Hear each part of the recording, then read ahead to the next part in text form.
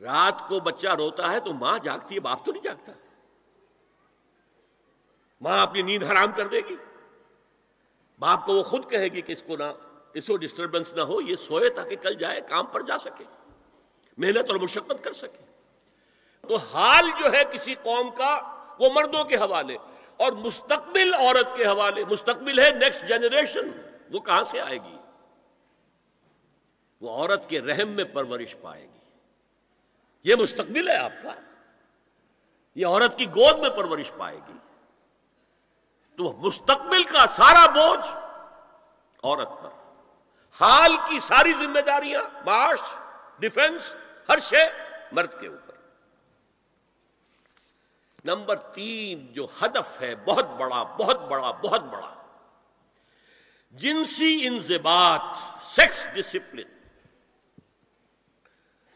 زنا کی روک تھام. لا تقربوا الزنا انہ کان فاحشۃ وساء سبیلا.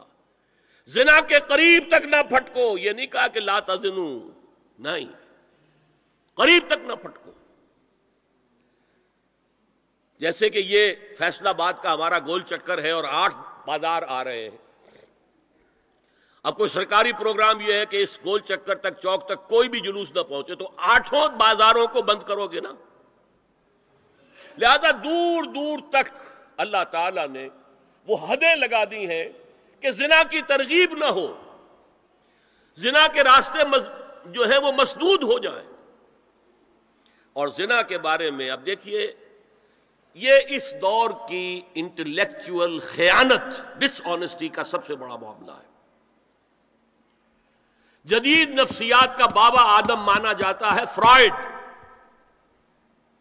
اور فرائڈ کے نزدیک انسان کے محرکات عمل میں سب سے زیادہ طاقتور، سب سے زیادہ پوٹنٹ سیکس ہے.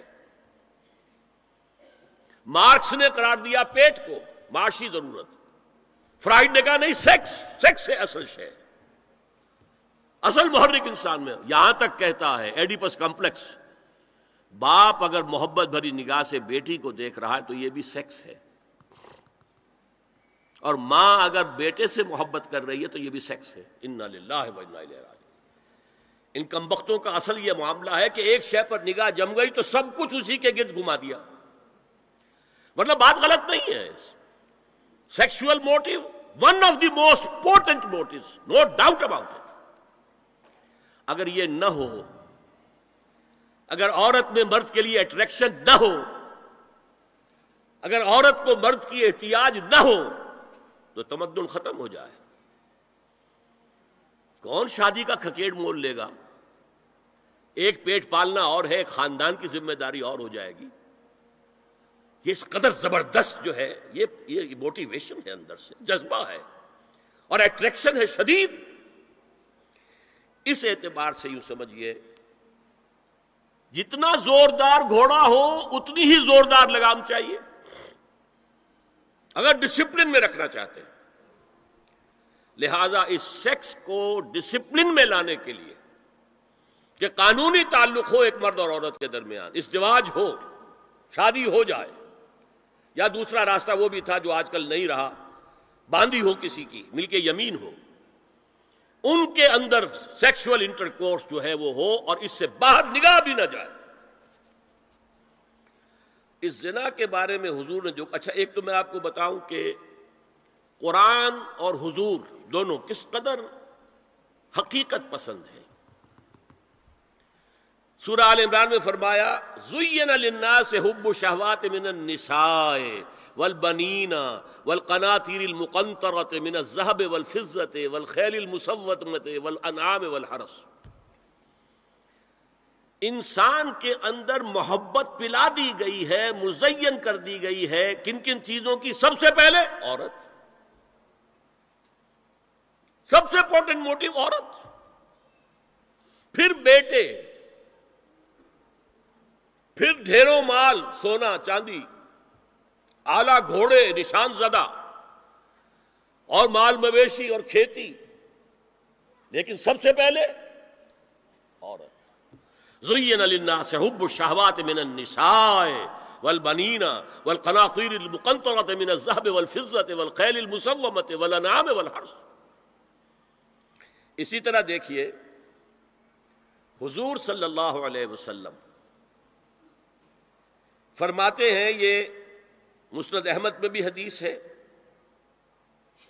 اور حاکم اور بیہقی نے بھی، عن انس ابن مالک رضی اللہ تعالی عنہ قال قال رسول اللہ صلی اللہ علیہ وسلم حبب الی النساء والطیب وجعلت قرۃ عینی فی الصلاۃ، اس تمہاری دنیا میں سے مجھے 3 چیزیں محبوب کر دی گئی ہیں۔ حبب الی، نمبر 1 نساء، کوئی جھجک کی ہے آپ نے بیان کرنے میں؟ ہم شاید یہ جملہ کہتے ہوئے جھجکیں گے، اللہ کے رسول نہیں، حقیقت ہے، اس کا اعتراف کرو، بہت مضبوط موٹیو ہے، اس میں کوئی شک نہیں، کوئی شک نہیں، کوئی شک نہیں۔ حبب الی النساء والطیب، خوشبو، وجعلت قرۃ عینی فی الصلاۃ، اور میرے آنکھوں کی ٹھنڈک نماز میں ہے۔ اسی طرح خود قرآن میں سورہ احزاب میں جب حضور سے کہا گیا کہ اب بس جتنی شادیاں ہو چکی تھیں آپ نے کر لی ہیں، اب آئندہ نہ کیجیے، وہاں بھی صاف الفاظ آئے ہیں، اللہ کو بھی واللہ لا یستحیی من الحق، اللہ کو حق بات کہنے میں کوئی حیا یا کوئی جھجک نہیں ہے۔ وَلَوْ أَعْجَبَكَ حُسْنُهُنَّ، اے نبی چاہے عورتوں کا حسن جو ہے وہ آپ کو بھلا لگے، لیکن اب آئندہ شادی نہیں۔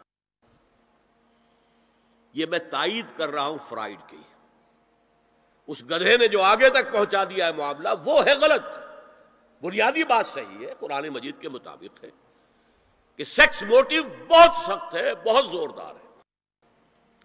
اب زنا جو ہے اس کے لیے حضور نے جو کچھ فرمایا وہ سن لیجئے۔ عن ابن عباس قال ما رأيت شيئا اشبه باللمم مما قال ابو ہریرہ عن النبی صلی اللہ علیہ وسلم، حضور کی حدیث ہے، ان اللہ كتب على ابن آدم حظه من الزنا ادرک ذلك لا محال، اللہ تعالیٰ نے ہر انسان کا زنا میں ایک حصہ لکھ دیا ہے جو اس کو پہنچ کر رہے گا۔ فزنا العین النظر، آنکھوں کا زنا ہے نامحرم عورت کو دیکھنا، یہ بھی زنا ہے۔ اگر زنا کو روکنا ہے تو یہاں پر بھی قدغن لگے گی۔ ایک جگہ آیا ہے حدیث میں النظر سہم، یہ تیر ہے، یہ نظر جو ہے نگاہوں کے تیر، یہ تو آپ شاعری کے اندر بھی اور گانوں کے اندر بھی نگاہوں کے تیر سنتے ہیں کہ نہیں سنتے؟ النظر سہم، یہ تیر ہے۔ وزنا اللسان النطق یا منطق، زبان کا زنا ہے کسی عورت سے گفتگو کر کے چٹخارے لینا۔ عورت کی آواز میں بھی ایک لوچ ہے، حسن ہے، اللہ تعالیٰ نے اسے سراپا ایسا بنایا ہے کہ مرد کے لیے اس کی ہر شے کے اندر اٹریکشن ہے، اس کی آواز میں اٹریکشن ہے۔ والنفس تمنا و تشتہی، اور باقی رہ گیا نفس، وہ تمنا کرتا ہے کہ اب میں اس سے آگے بھی بڑھوں اور زنا بھی کر لوں، والفرج یصدق ذلک کلہ او یکذب، لیکن یہ ہو بھی سکتا ہے نہیں بھی ہوتا، لیکن یہ زنا تو کر چکا نا، کان کا زنا اس نے کر لیا، آنکھ کا زنا اس نے کر لیا، زبان کا زنا اس نے کر لیا، اس کو زنا کی تعریف میں لائے۔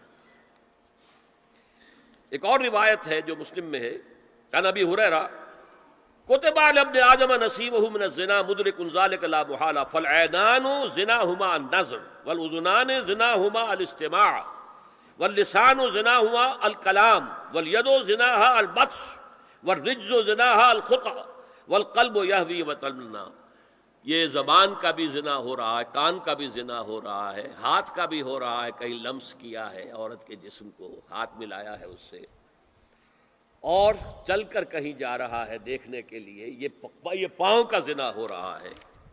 یہ ہے زنا کی شکلیں جو محمد الرسول اللہ صلی اللہ علیہ وسلم نے بیان کی ہے۔